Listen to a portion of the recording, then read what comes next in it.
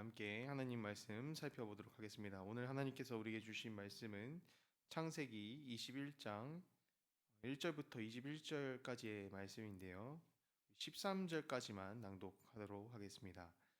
창세기 21장 1절부터 13절까지의 말씀 함께 보도록 하겠습니다. 주님께서는 말씀하신 대로 사라를 돌보셨다. 사라에게 약속하신 것을 주님께서 그대로 이루시니 사라가 임신하였고 하나님이 아브라함에게 약속하신 바로 그때가 되니 사라와 늙은 아브라함 사이에서 아들이 태어났다. 아브라함은 사라가 낳아준 아들에게 이삭이라는 이름을 지어주었다. 이삭이 태어난 지 8해 만에 아브라함은 하나님이 분부하신 대로 그 아기에게 할례를 베풀었다. 아브라함이 아들 이삭을 보았을 때에 그의 나이는 100살이었다. 사라가 혼자서 말하였다. 하나님이 나에게 웃음을 주셨구나. 나와 같은 늙은이가 아들을 낳았다고 하면 듣는 사람마다 나처럼 웃지 않을 수 없겠지.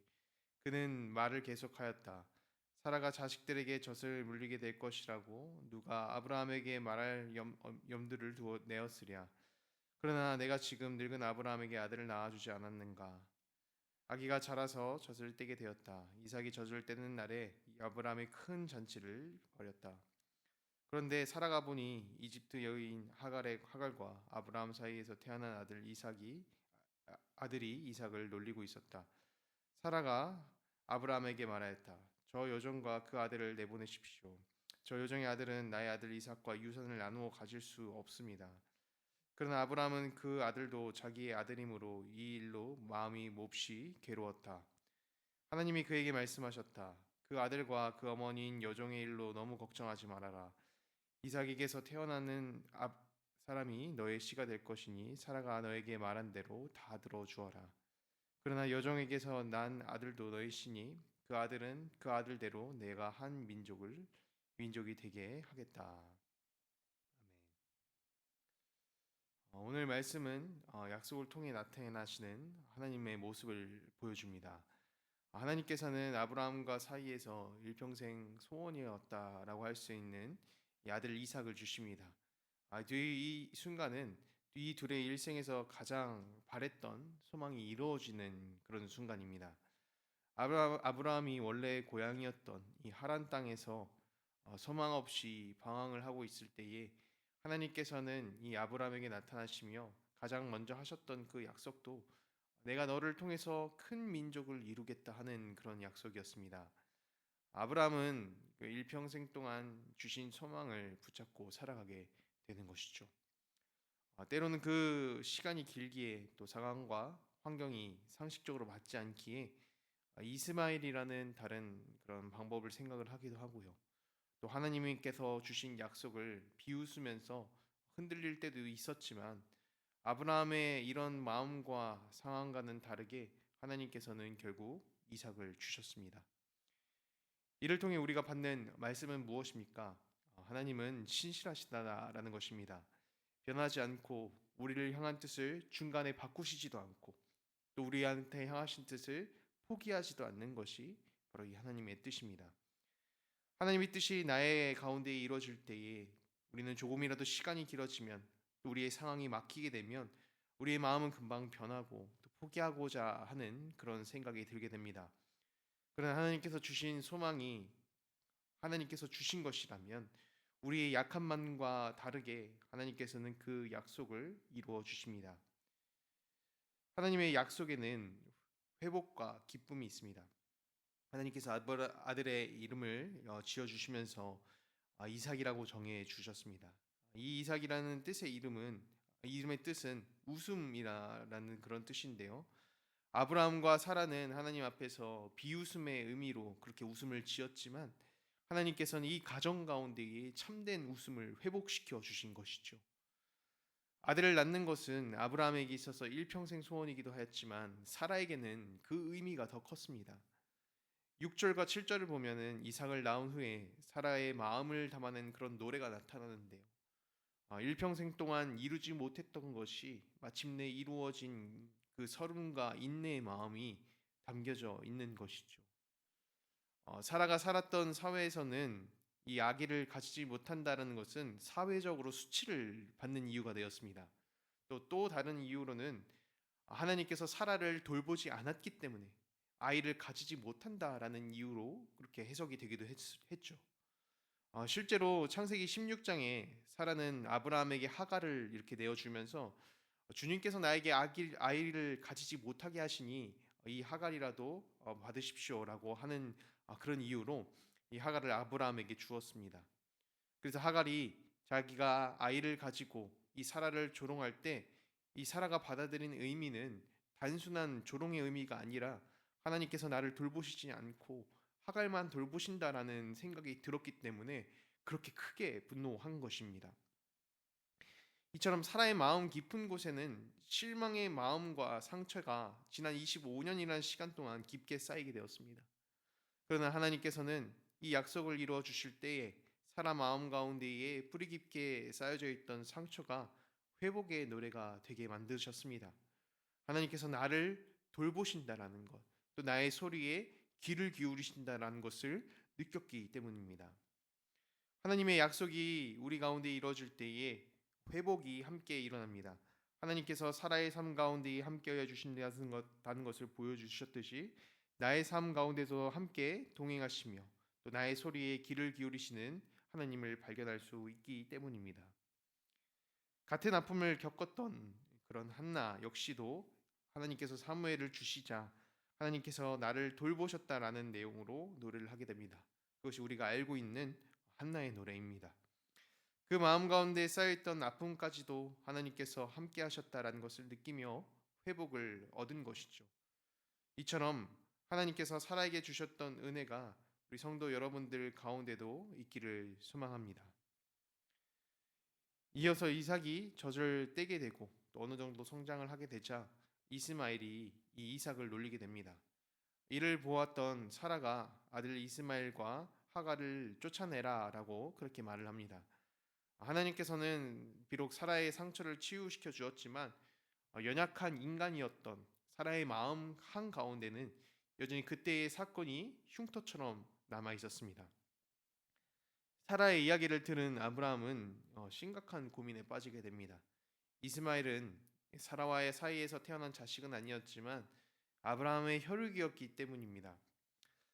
그러나 하나님께서는 이 사라의 말대로 이스마엘과 하갈을 내어 보내라라는 그런 말씀을 하십니다. 우리가 보기엔 이러한 하나님의 선택이 조금은 매정해 보이지 않나라는 그런 생각이 드는데요. 사람의 시선으로 보기에는 이런 하나님의 선택이 매정해 보일 수가 있지만 이 가운데는 마찬가지로 말씀을 이루시는 하나님의 신실하심이 담겨져 있습니다. 하나님께서는 아브라함과 사라 사이에서만 낳은 아들을 통해서 하나님 나라의 기업을 물려주겠다라는 약속을 주셨기 때문입니다. 우리의 생각과는 별개로 하나님께서는 그 말씀하신 대로 이루어 주십니다. 왜냐하면 하나님께서 말씀하신 것이 우리에게는 가장 선한 결과가 되기 때문입니다. 이러한 하나님의 결정으로 하갈과 이스마엘은 브엘세바 광야로 나가게 됩니다. 물도 쉽게 구할 수 없고요. 어떤 먹을 것이나 거주할 수 있는 환경을 쉽게 얻을 수 없는 이런 척박한 곳에서 죽어가는 아들을 보자 하갈의 마음은 그만 무너져 버리고 맙니다. 하나님께서 우리를 버리셨다, 우리를 포기하셨다라는 그런 생각을 할 수밖에 없는 것이죠. 만약 하나님께서 하갈과 이스마엘을 광야로 보내시며 그저 방치만 하신다면 이것은 잔인한 처분이 되겠지만 하나님께서는 이 두 명의 영혼도 포기하지 않으셨습니다. 하나님께서 이 둘을 돌보시고 마찬가지로 이스마엘을 통해서 큰 민족을 이루시겠다는 그런 약속을 하십니다. 이를 통해 우리는 하나님의 자비하심을 보게 됩니다. 작은 한 영혼도 포기하지 않고 돌보시는 것이 하나님의 자비하심이자 사랑입니다. 공중에 나는 까마귀도 하나님께서는 먹이시고 또 오늘 스쳐 지나가는 이 들풀도 하나님께서는 입히신다라고 하시죠. 성도 여러분, 작은 것 하나까지 돌보시는 하나님의 자비하심이 우리 가운데에 함께합니다. 우리 주변에 어려움을 겪고 있는 직체가 있다면 이런 하나님의 자비를 발견할 수 있도록 또 포기하지 않으시는 하나님을 경험할 수 있도록 함께 간구해 주시길 바랍니다. 말씀을 정리하겠습니다. 하나님의 약속은 말로만 주어지는 약속이 아니라 이루시기 위해서 우리에게 주어지는 약속입니다. 가장 선한 방법으로 이루어 주시며 그 가운데에서 회복을 누리게 하십니다. 바라기는 이 한 영혼마저도 포기하지 않으시고 또 이루어 주시는 자비와 사랑의 하나님을 신뢰하며 따르는 성도 여러분들이 되시길 소망합니다. 우리 함께 기도하시도록 하겠습니다. 우리에게 말씀해 주시며 또 소망을 품게 하시는 하나님을 바라봅니다. 나의 뜻과 때를 구하기보다 또 하나님의 뜻과 때를 품게 하시고 그 가운데서 신실하심으로 역사하시는 하나님을 바라볼 수 있게 하시옵소서. 주님께서 사라의 상처와 마음을 돌보신 것처럼 우리 가운데 아픔을 가지고 있다면 주님께서 돌보시고 주님 안에서 회복하는 역사를 이루어 주시옵소서. 육체의 질병으로 어려움을 당하고 있는 성도들이 있습니다. 회복의 과정 가운데에 순탄하게 회복하게 하시고 또 일으키시는 주님의 은혜를 발견하여 주시옵소서. 오늘부터 시작되는 이 청년부 수련회 가운데에 함께 하시어서 하나님 우리의 청년들이 하나님을 만나 교제하며 하나님께서 주시는 꿈을 꾸어갈 수 있는 시간이 될 수 있도록 인도하여 주시옵소서. 모든 것을 주님께 맡기며 살아계신 예수 그리스도의 이름으로 기도드립니다. 아멘.